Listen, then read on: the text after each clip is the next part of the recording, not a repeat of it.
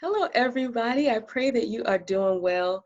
So today, if you look behind me, you see some books that are set up for children. And one of the reasons why I have them set up is because the love of reading, a passion for writing, can begin when we are children. And it is so important for us to encourage our young people to read and to write. When my daughters were growing up, I had a teacher that came to give them extra help in tutoring for reading, and her name is Miss Carol Blackwell. She is a gift from God, and the Lord used her so powerfully to instill the joys of reading and spelling with my children. Now, I was cleaning up because that's one of the things that I've been doing during this time, going through boxes and crates of things that I've had to sift through what do I need to keep and what do I need to take into this new that is coming once all of our time of being shut in is over. And so, one of the things that I found was this wonderful piece of wisdom that she gave me for our daughters when they were little. And let me share some of what she says. First, it says, what do good writers do? Writers write about what they know. For us to be convincing, we need to write about what we know, what we have researched, because then we will be able to speak from a place of authenticity.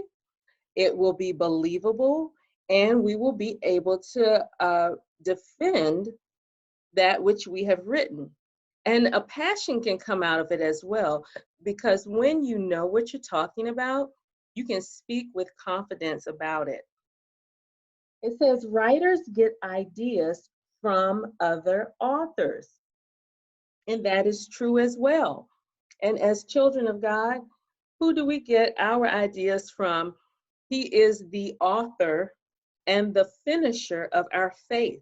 And so when the author speaks to us, he can give us ideas that will help us to write the books, create the curriculums that are sitting in heaven and waiting to come down into the earth realm via you as that vehicle through which that curriculum or the books or the series are created.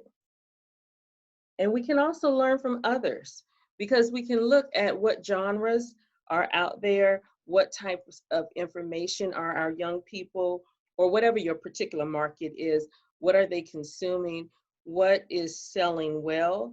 And then we can see, well, is there a space that needs to be filled in? Is there an area that I need to make sure that I'm writing in uh, that particular genre, and how will I present the message convincingly? It says writers use words they know to figure out ways to spell other words. That is true. And I am so thankful.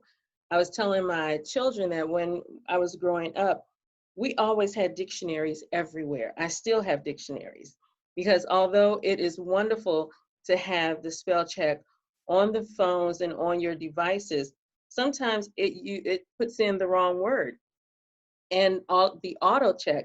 So as an excellent writer, which you are, please make sure that you go back and recheck your work. Take some time after you've written it because your mind will fill in the spaces.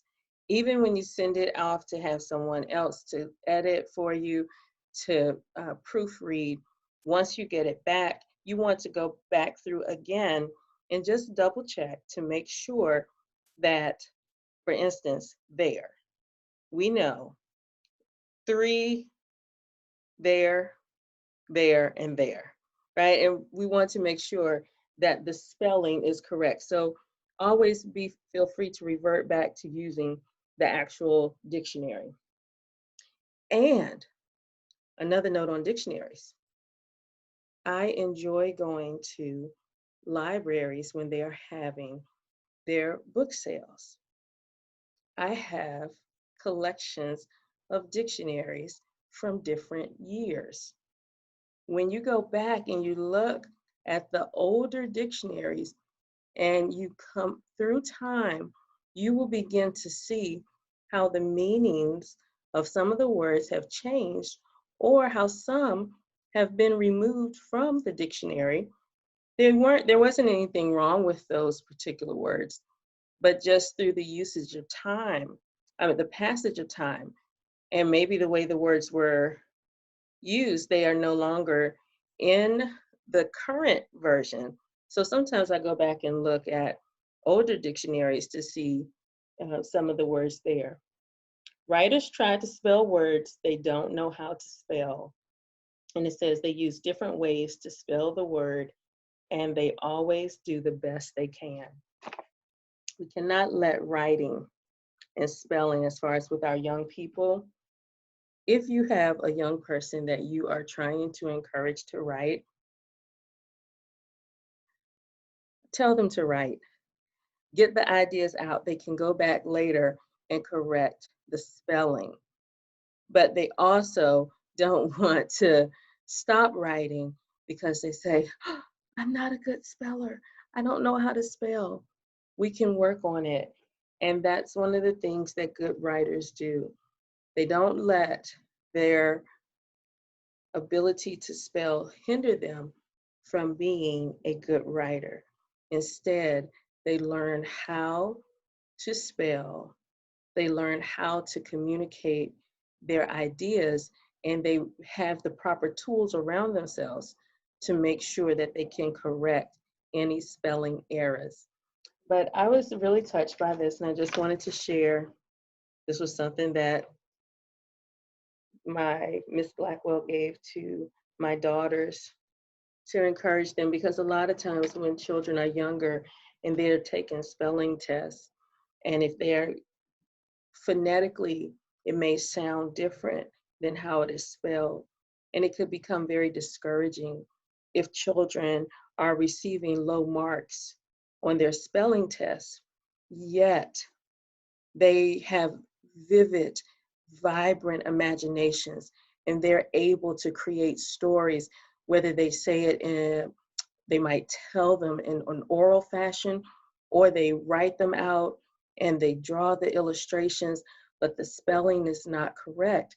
And if they are constantly receiving lower grades and lower marks on their spelling test, that might do something in their hearts to tell them, to be used by the enemy to say, you shouldn't write, when in actuality, they may be the next, I don't know, amazing writer that's going to change the way that books are, the themes and the way that books are created and what the messages are. They could be the next fill in the blank, right? So just want to encourage you to encourage your young people to keep writing,